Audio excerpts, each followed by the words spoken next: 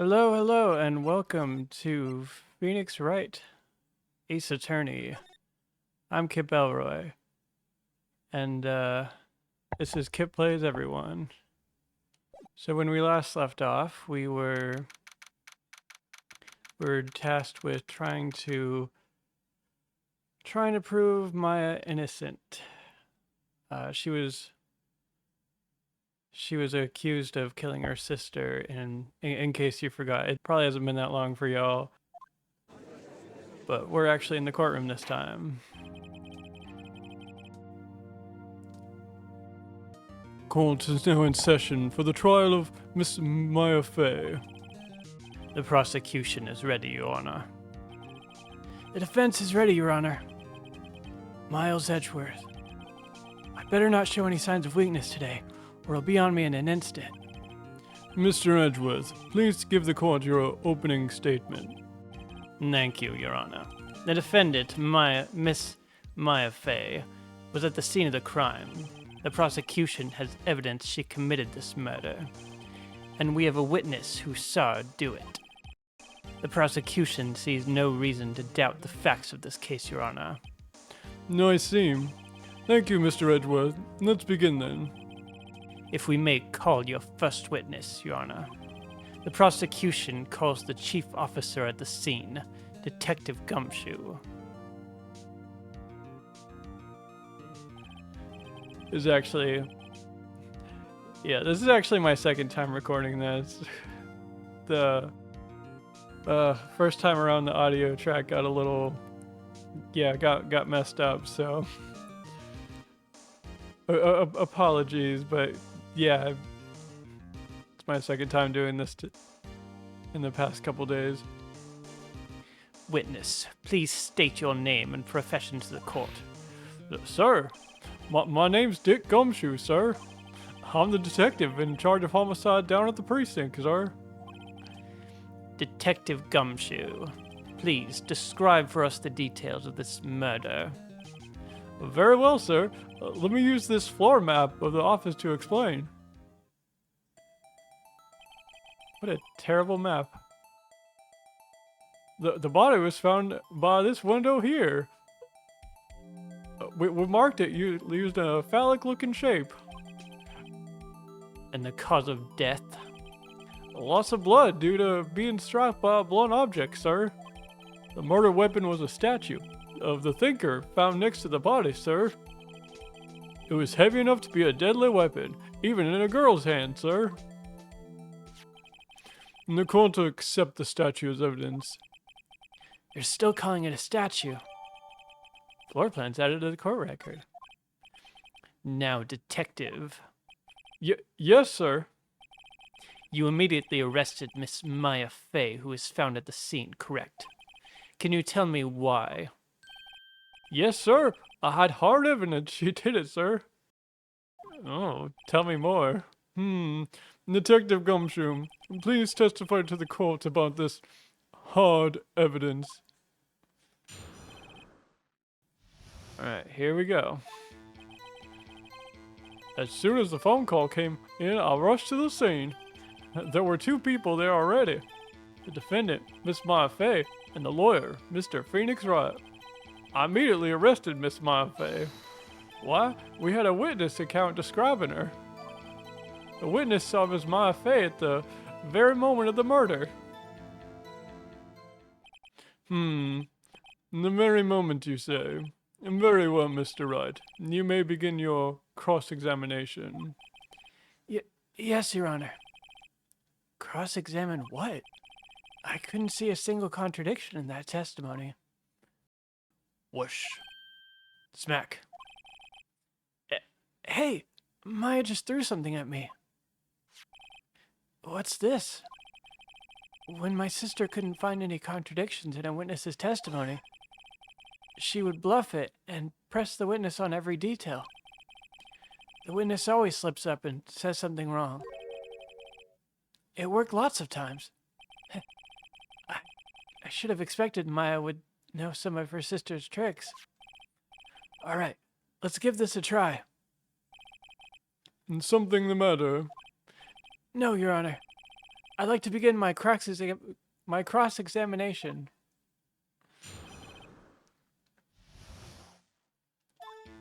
Okay, so the main thing, if I remember correctly, I know I like just played this scene, so I should already know what to do. Immediately arrested Miss Maya Fey. Wait, a witness account describing her. All right, let's press here, I believe. Hold on just 1 second. Yeah? If I heard correctly, you said you arrested her because you had hard evidence she did it, correct? Huh? Did I say that? Me? I heard you say it. You did say it. You said it. Exactly what about this suspicious woman in pink claim was hard evidence? What? Miss May isn't suspicious. She sure isn't pink, pal. Well, I guess she is pink. That's enough. Detective Gumshoe, do you have any more solid proof other than her claims, Detective? I guess pressing can have its advantages. Yes. Yeah. Sorry, I got the order of things mixed up in my testimony, Your Honor, sir. It was something I should have told you about first, Your Honor. Very well, Detective. Let's hear your testimony again.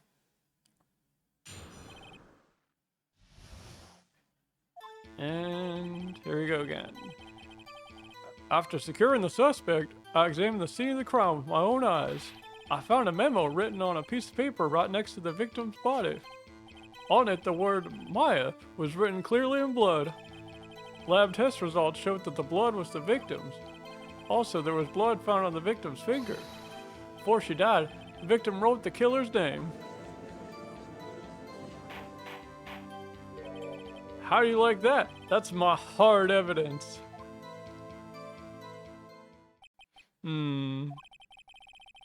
Before we begin cross-examination, I have a question for you, Detective. Your Honor? Why didn't you testify about this vital piece of evidence the first time? I know I'm real embarrassed. I forgot about it, Your Honor, sir. Try to be more careful. Very well. The defense may begin its cross-examination. Okay, so this one actually took me a minute. Now let's see if I can actually remember what I did last time. So we found a memo written on a piece of paper next to the victim's body. Lab results showed that the blood was the victim's. Before she died. Okay, here we go, because we have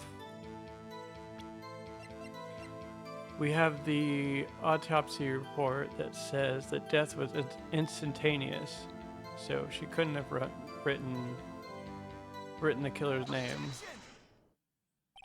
Detective Gumshoe, there's one thing I want you to clarify for me. You say that the victim, Mia Fey, wrote this note, that she was accusing the defendant, Maya Fey. That's really what you're saying? What? This isn't one of those lawyer tricks now, is it? It is one of those lawyer tricks. Of course she wrote it. Who else could have? No. You have it backward, Detective. Backwards? The victim is the only person who absolutely could not have written it. This is a report from your department, Detective. Immediate death due to a blow from a blunt object. She died immediately. But... No butting your way out of this one, Detective. Oh no. The defense has a point. Someone who died immediately wouldn't have had the time to write anything down. Yeah, there's no way that there could be a second autopsy report that was made the next day. Right, Edgeworth? Mr. Wright, I beg your pardon, but when exactly did you obtain that autopsy report? When? The day after the murder. And the prosecution's point being? That autopsy report is outdated, Your Honor. What? A second autopsy report was performed yesterday at my request. Death was almost immediate due to a blow from a blunt object, but there is a possibility the victim lived for several minutes after the blow. I received these results this morning. No way! Your Honor, it's quite easy to imagine that the victim did have time to write Maya. That is all. Oh, what a cock. Damn you, Edgeworth! I should have known you'd have something up your sleeve. Why, Mr. Wright, you look shocked. Something you want to say?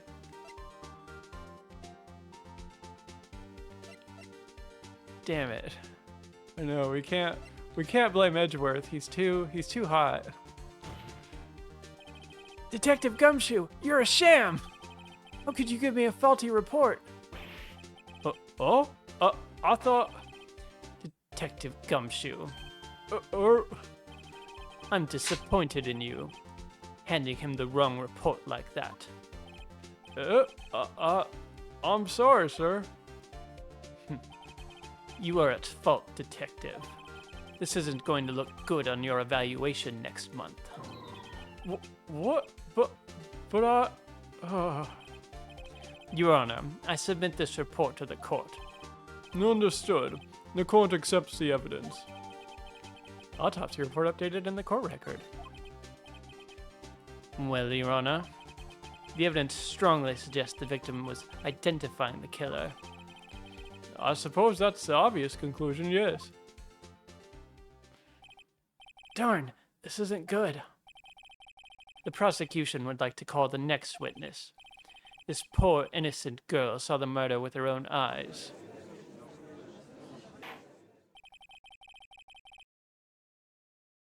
Let the witness, Miss April, may take the stand.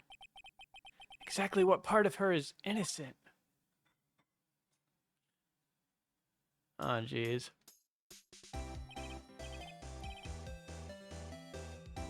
Witness, your name, please. April May, at your service, wink. Apologies again for her voice. I feel like it's totally not gonna get old at all, right? Right? Order. An introduction should not require any reaction from the crowd. The witness will refrain from wanton winking. She does not refrain at all from wanton winking. Aw, yes, Your Honor. This is not good. She's already captured the heart of every man in this courtroom. Tell us, where were you on the night of September 5th when the murder occurred? Gee, I was like in my hotel room. I checked in right after lunch. And this hotel is directly from the Fay & Co. law office? That's right, big boy. Please, testify to the court about what you saw. Oh, gosh. It was like 9 at night. I looked out the window, you know? And then, ooh, I saw a woman with long hair being attacked. The one attacking her was the mousy girl sitting in the defense chair. Then the woman, like, dodged to one side and ran away. But the girl, she caught up to her and she hit her. Then the woman with the long hair, she kind of slumped. The end. That's all I saw. Every little bitsy. Wink. Well, Your Honor. I see. It is remarkably solid testimony. I don't see need to trouble the witness any. Well, wait, Your Honor. Yes, Mr. Wright? What about my cross-examination? What about me? I thought the witness testimony just now was quite firm, don't you? Mr. Wright, I understand you were Miss Mia Fey's understudy, were you not? You must know her techniques well. A cowardly way of finding tiny fault in perfectly good testimonies. Hey, how dare you? Well, Mr. Wright, will you cross-examine the witness? Yeah. I'll gladly proceed with the cross-examination, if only because I have a feeling Edgeworth doesn't want me to. She has to have some weakness. Very well. You may begin your cross-examination. Okay. So... we know it's 9. She saw a woman with long hair being attacked. The one attacking her was the mousy girl.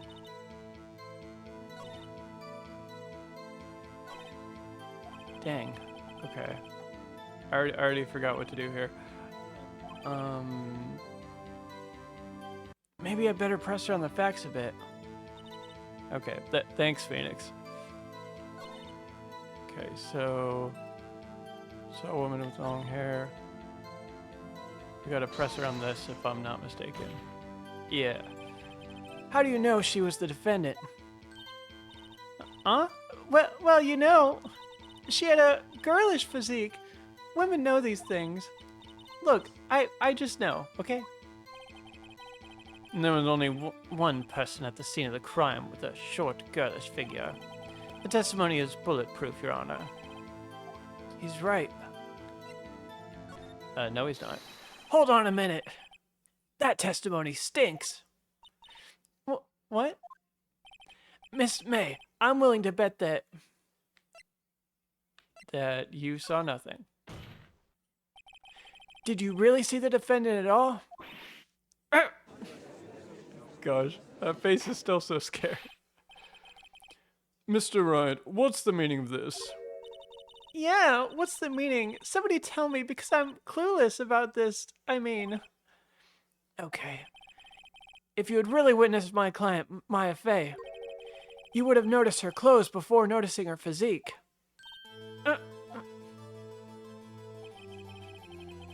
No one wears clothes like this on a daily basis, except her. And I'm no expert on fashion, but her hairdo looks far from normal to me. However, the witness testimony mentioned neither of these things.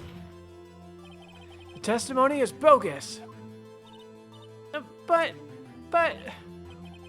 Still, we don't know if she was dressed that way the night of the murder. She was, Your Honor. I saw her. And so did Detective Gumshoe. What do you say to that, Miss May? Rawr! What are you trying to say, you mean lawyer? I saw what I saw. I just didn't think the trifling little details were necessary, darling. Miss May, the court would like to remind you to please omit nothing in your testimony. I'm sorry, Your Honor. I'll be a good girl, I promise. Wink. Gosh, why does this game need jiggle physics? Your testimony again, if you would. Damn, I almost had her. Okay, so let's see what she adds. I did see everything. I did. The victim, the woman, dodged the first attack and ran off to the right. Then the girl in the hippie clothes ran after her. And she hit her with that weapon. I saw her, I did. That clock, the kind of statue-y clock? The thinker, I think? Well, does the accuracy by port not startle you, T? I see. I only wish you had been so detailed from the beginning. Please begin the cross-examination. Alright, so right away we know that she slipped up because she's talking about the statue being a clock. So yeah, right here. Okay, that clock, statue clock. So we can present then the thinker. Miss May, what you said just now was quite revealing. Revealing? Oh, you'd like that, wouldn't you, naughty Mr. Lawyer? Ew. You just said that the statue of the thinker was a clock. But there's no way of knowing that just by looking at it. Another person in the much same position as you recently called this a clock too. And he was found guilty of murder. Order. Miss May, can you explain how you know this was a clock?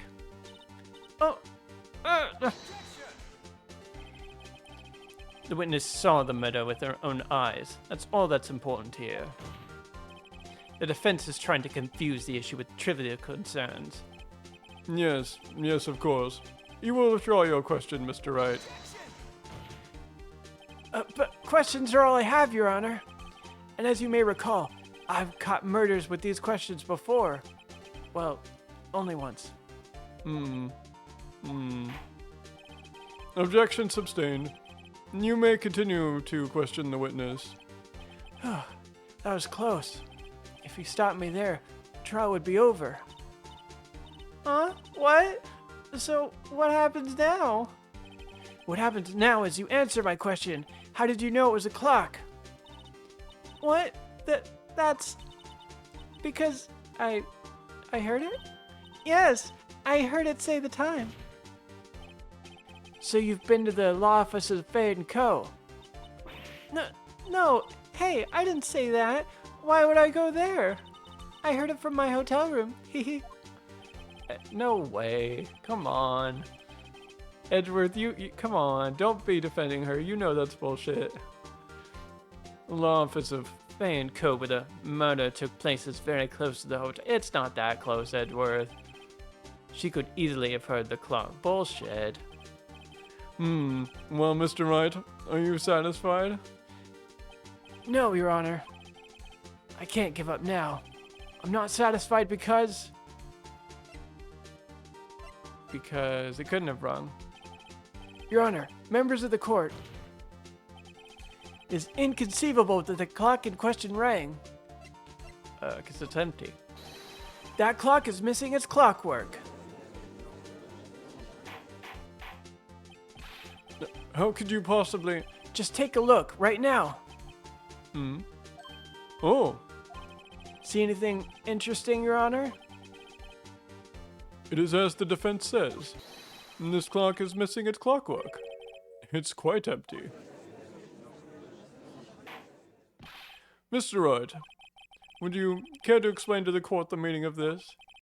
It is as you can see. The clock was empty. It couldn't have rung. Therefore, gosh, it's so scary. Therefore, this witness is a big fat liar. Fat? She didn't like that. Well, Miss May? Uh-oh. Tis.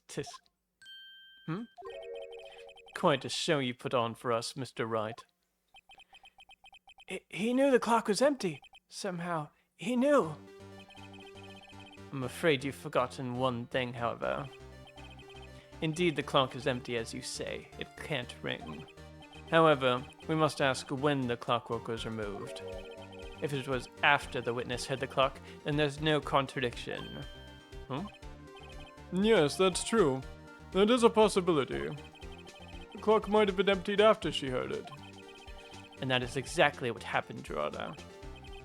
Well, Mr. Wright, can you prove when the clockwork was removed? Impossible, of course. No it isn't. I have proof. Oh, what? Wasn't it you who told me proof is everything? Well, I was listening. And now I'll show you the proof you like so much. The evidence that proves when the clockwork was removed is... Oh, shoot. I didn't mean to check. Okay. It's the phone. It's the phone. Take a look at this. That's a very cute cell phone.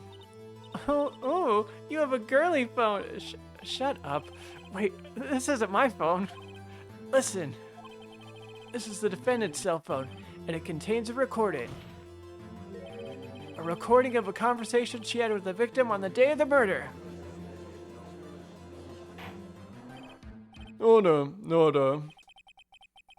Defendant's cell phone. This wasn't brought to my attention. Perhaps Detective Gumshoe overlooked it. Good detective better remember he's up for evaluation soon. I gotta say, I'm starting to feel bad for the big fella. Yeah, we're just pinning everything on Gumshoe. All right, let's hear the conversation. Boop. So you just want me to hold on to the thinker for you then? If you could. I should probably tell you the clock isn't talking right now. Huh? It's not working? That's lame. I had to take the clockwork out. Sorry.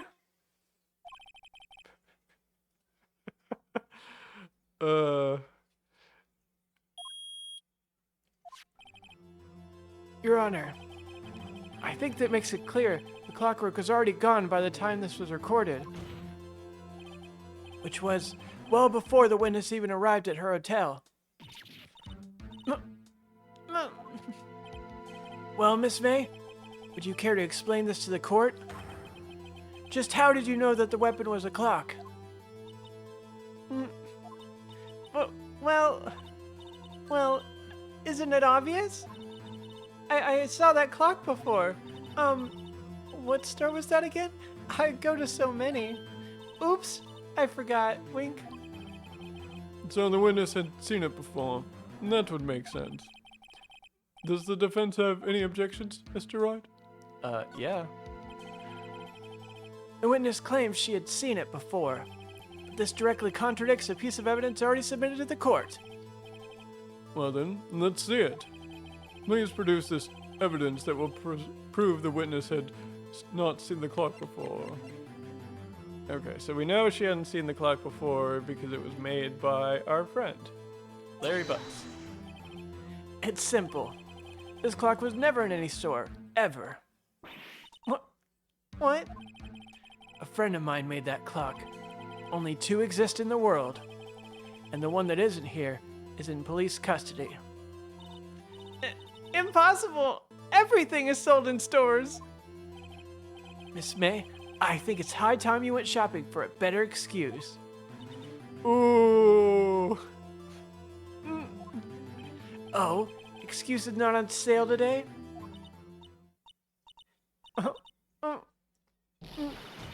Oh no. Oh no. Oh gosh. What's it to you, Porcupine Head? That stupid clock doesn't matter, okay? She did it, and she should die for it. Die! Whoa, let's not get ahead of ourselves. This is a court of law, and the witness will remain calm.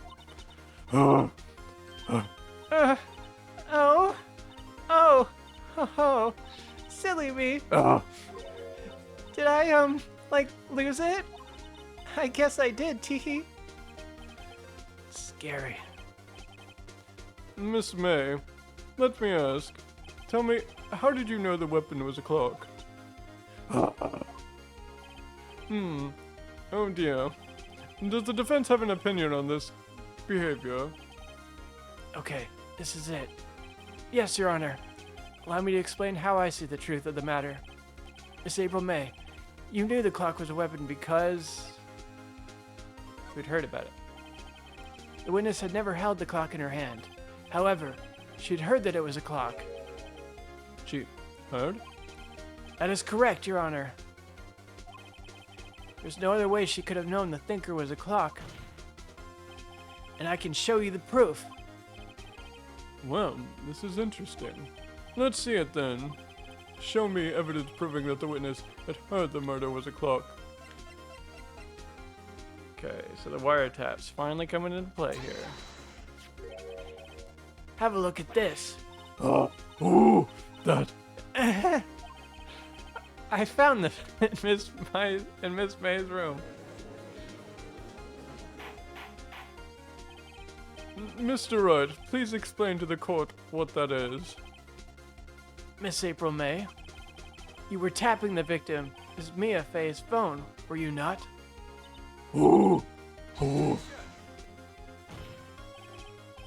Your Honor, this is irrelevant. I'm not entirely sure that is. Objection overruled. It troubles me that our witness was in possession of a wiretap. This is outrageous. Does the defense truly claim that the witness was tapping a phone? Absolutely. Even if that is the case, which it's not, you still have to prove one thing. Did the victim ever say that the weapon was a clock on the phone? Can you prove that? I think not. Oh yeah? I think I can. It's simple. What? Here's my proof. The proof that the victim said on the phone that the weapon was a clock is... Okay, weird. Yeah, we already went through this. Damn it. Ugh, didn't mean to do that. It's the phone, again. I present the defendant's cell phone. Yes, we've seen that. Listen once more to the conversation between the defendant and the victim. Boop. Mia, what's up? You haven't called in a while. Well, actually, there's something I want you to hold on to me for. Again? What's it this time? It's a clock. It's made to look like the statue, the thinker, and it tells you the time. Miss April May, you used a wiretap to listen to this conversation. That's how you knew the thinker was a clock. Am I wrong?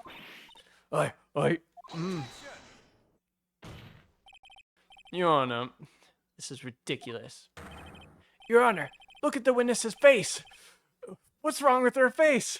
Does she seem amused to you? Why does it look like that? The defense demands an answer. The witness, answer the question. Did you tap a phone? Miss May.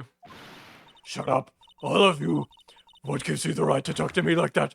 You lawyer.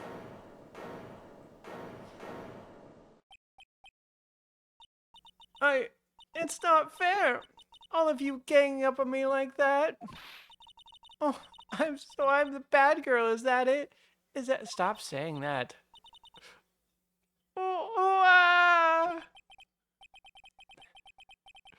That did it. The court's seen the real Miss April May now. Now to deal the final blow. Why did you tap her phone? Huh? Answer the question. Do I have to? Isn't this a murder trial? Isn't tippity tapping irrelevant? She's saying exactly what Edgeworth wants her to say. Miss May, you were tapping the victim's phone. I hardly call that irrelevant. While the court does not condone the defense's tone of voice, he has a point. Well, Miss May, do you have an explanation for the court? Can you prove you had nothing to do with this murder, even though you tapped her phone? Huh. I'd like to see her pull that off. Mr. Lawyer, I saw that evil grin. You were probably thinking, I'd like to see her pull that off, weren't you? Damn, she's good. Well, you're not the first. Ew. You're not the first man who's thought that. And of course I can. And will. You can't be serious. No way. Way, I say. Way. Oh, and I assure you, Mr. Lawyer, I'm serious. Okay, so the killing happened around 9 at night. Why, that's just when I was getting room service from the sweet bellboy. Room service? Iced coffee, I believe it was. Iced coffee, you know, like normal coffee, but cold. If you don't drink it quick, the ice melts and then you have regular cold coffee. Iced coffee. Think I'm making this up? Ask the bellboy. Wink. Ergo, the witness was not on the scene of the crime. The scene at the time of the murder.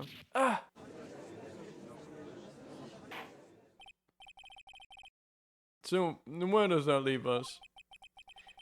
It's my great displeasure to inform you that the witness appears to have been tapping the victim's telephone. However, it is a separate crime with no bearing on the current case whatsoever. Her testimony stands. She saw the defendant, Miss Maya Fey, commit murder. No! They're gonna let her walk away. There's no way I can win this unless I tie Miss May to the murder somehow. Well, does the defense have anything to say?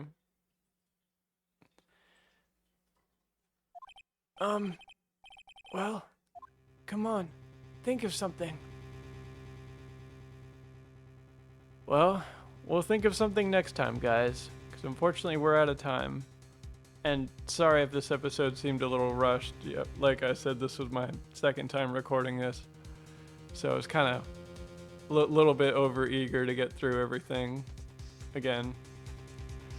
But yeah, if you like what you saw, be sure to like, comment, and subscribe. And as always, thanks for listening.